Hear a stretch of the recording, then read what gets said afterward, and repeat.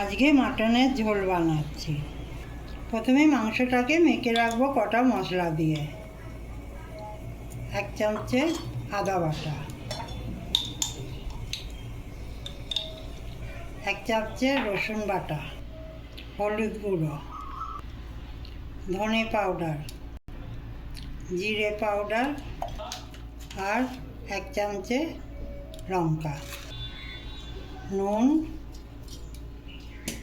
আর সর্ষের তেল।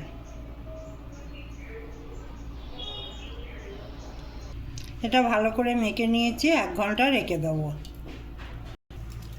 প্রথমে আলুগুলো ভেজে নিয়ে তুলে নেব। আলুগুলো ভাজা হয়ে গেছে, এবার তুলে নিচ্ছি। এবার ওই তেলেই গোটা শুকনো লঙ্কা, গরম মশলা আর তেজপাতা দিয়ে দিলাম। ফোড়নটা ভাজা হয়ে গেছে, এবার কুচনো পেঁয়াজ দিয়ে দিচ্ছি। পেঁয়াজটা ভেজে নিয়েছি, এবার টমেটো আর কাঁচা লঙ্কা দিয়ে আরও ভাজবো। ভালো করে ভেজে নিয়েছি, এবার মেখে রাখা মাংসটা দিয়ে দিচ্ছি। অন্তত 40 মিনিট পর্যন্ত আমি কষবো। এর মধ্যে কটা পেঁপের টুকরো দিয়ে দিচ্ছি।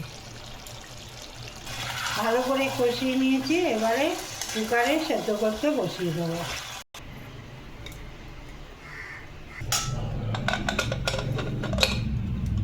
মাংসটা সেদ্ধ হয়ে গেছে, একটু গরম মশলা দিয়ে নামিয়ে নেব।